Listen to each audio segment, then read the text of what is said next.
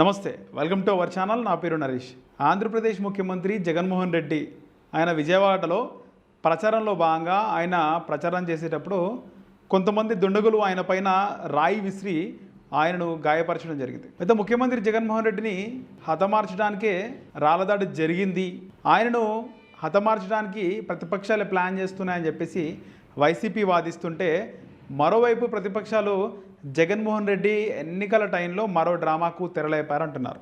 ముఖ్యంగా జగన్మోహన్ రెడ్డి మరో డ్రామాకు తెరలేపారా అంటే, గతంలో ఇదే ఎన్నికల ముందు కోడికత్తి ఇన్సిడెంట్ జరిగింది. కోడికత్తి శ్రీను ఆల్రెడీ జైల్లో పోయినాడు, ఆయన ఇంతకు ఎందుకు దాడి చేసినాడు అనే విషయం మాట్లాడితే ఆయన తనను అభిమానిస్తానని ఎందుకు దాడి చేసిన విషయాన్ని కూడా చెప్పడం జరిగింది. కానీ అది కొన్ని సంవత్సరాల వరకు ముఖ్యమంత్రిగా జగన్మోహన్ రెడ్డి అయిన తర్వాత కూడా సంవత్సరాల వరకు ఆ కేసు కొలిక్కి రాలేదు. సేమ్ ఇదే ఎన్నికలప్పుడు మళ్ళీ జగన్మోహన్ రెడ్డి ఇలాంటి డ్రామాకు తెరలేపారు అంటున్నారు. ఇక్కడ ముఖ్యంగా జగన్మోహన్ రెడ్డికి అప్పుడు కోడికత్తి కుచ్చింది కూడా ఎడమ చేతికే. ఈరోజు ఆయన నుదిటి కణతికి రాయి తగిలింది కూడా ఎడమ వైపుకే. ఇక జగన్మోహన్ రెడ్డిని నిజంగా హతమార్చాలి అనుకుంటే అతడు స్టైల్లో షార్ప్ షూటర్స్ ఉంటారు, ప్రొఫెషనల్స్ ఉంటారు. ఎక్కడి నుంచైనా ఇంత దూరం నుంచైనా ఆ వ్యక్తిని టార్గెట్ చేస్తే ఆ వ్యక్తిని గాయపరచడమా లేదా వ్యక్తిని హతమార్చడమా ఏదో ఒకటి చేయడం ప్రొఫెషనల్స్కి పెన్నతో పెట్టిన విద్య. అలాంటిది జగన్మోహన్ రెడ్డి హత్యకు ప్లాన్ చేశారా, లేదా హత్యకు ప్లాన్ చేస్తే విఫలమైందా? హత్య చేయాలంటే రాయితోనే కొట్టాలా? ఇవన్నీ ప్రశ్నలు కూడా తెర మీదకి వస్తున్నాయి. ఇక జగన్మోహన్ రెడ్డికి సంబంధించి జగన్మోహన్ రెడ్డికి రాళ్ళ దాడి జరగగానే అక్కడ డాక్టర్లు అంటే ఫస్ట్ ఎయిడ్ లాంటి చికిత్స ఇవ్వడం, ఇవన్నీ కూడా బస్సులో కూర్చొని జగన్మోహన్ రెడ్డికి ఫస్ట్ ఎయిడ్ ఇవ్వడం జరిగింది.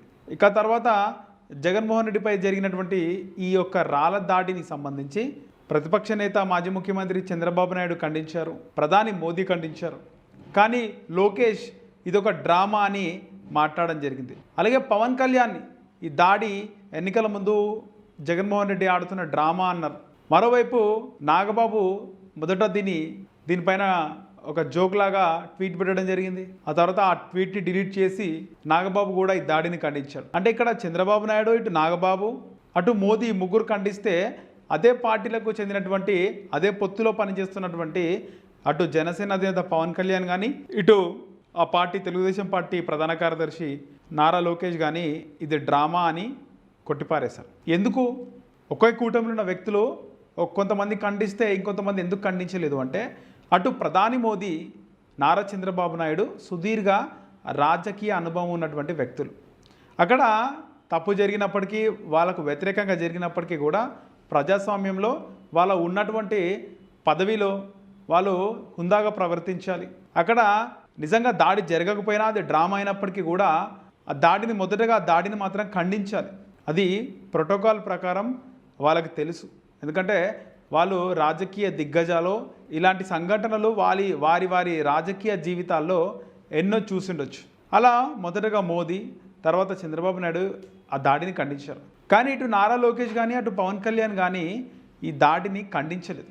ఎందుకు అంటే వాళ్ళకు జగన్మోహన్ రెడ్డిది ఇది ఒక డ్రామా ఆడుతున్నాడు, ఎన్నికల ముందే ఇలాంటి స్టంట్లకు జగన్మోహన్ రెడ్డి తెరలేపుతున్నారని చెప్పి వాళ్ళకు ఒక ఇది ఉంది వాళ్ళ మైండ్లో.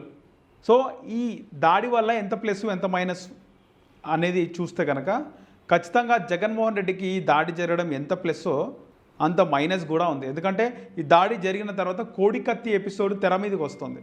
కోడికత్తి గతంలో జగన్మోహన్ రెడ్డి ఎన్నికల ముందు కోడికత్తి డ్రామా ఆడిండు.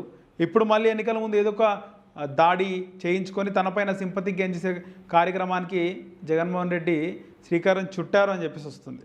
మరోవైపు జగన్మోహన్ రెడ్డిని అభిమానించే ఆయన అభిమానులు, నాయకులు, ఆ పార్టీ కార్యకర్తలే కాకుండా ఆంధ్రప్రదేశ్ ప్రజలు కూడా జగన్మోహన్ రెడ్డిని అభిమానించే వాళ్ళు ఖచ్చితంగా వాళ్ళకి కోపం వస్తుంది. సో ఇక్కడ ఈ దాడి తర్వాత ఆయనను అభిమానించే వాళ్ళకైతే ఇంకా సింపతి గెయిన్ అవుతుంది.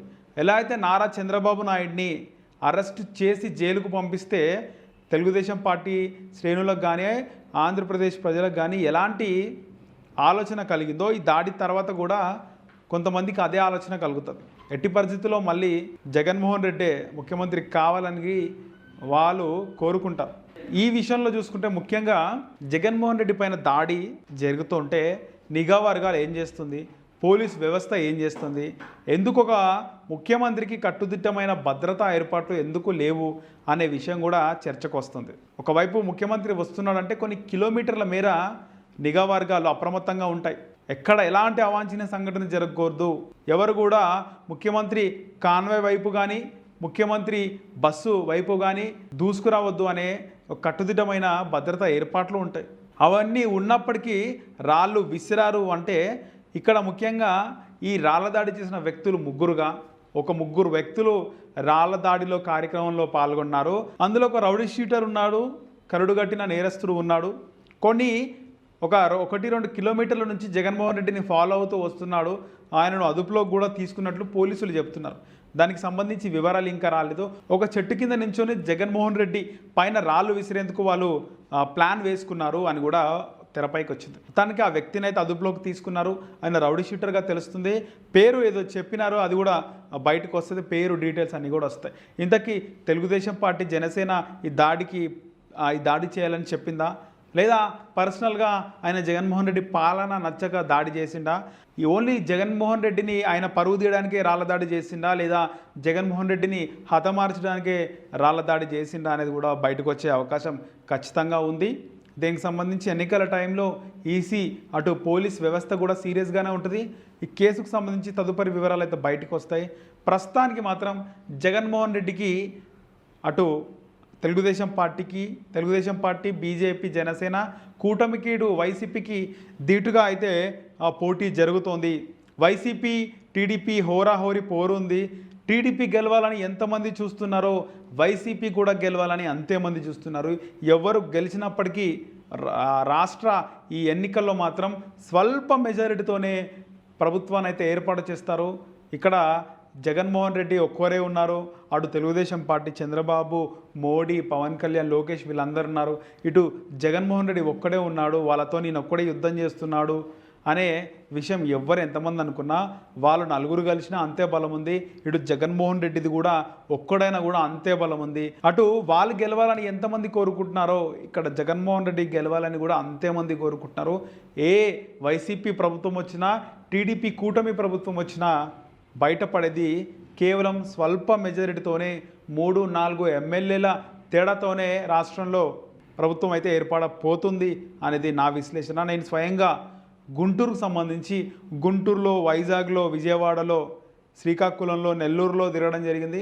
దీనికి సంబంధించి వైసీపీ గెలుస్తుంది అని ఎంతమంది ధీమాగా చెప్తున్నారో టీడీపీ కూడా గెలుస్తుంది, టీడీపీ కూడా గెలవాలి, మరోసారి ఇక్కడ జగన్మోహన్ రెడ్డి ముఖ్యమంత్రి కావాలని ఎంతమంది కోరుకున్నారో చంద్రబాబు నాయుడు కూడా ఒకసారి ముఖ్యమంత్రి కావాలని అంతేమంది తెలుగు ప్రజలు కోరుకుంటున్నారు. ఇద్దరికి మాత్రం డి అంటే డి అనే వాతావరణం అయితే ఆంధ్రప్రదేశ్లో నెలకొంది.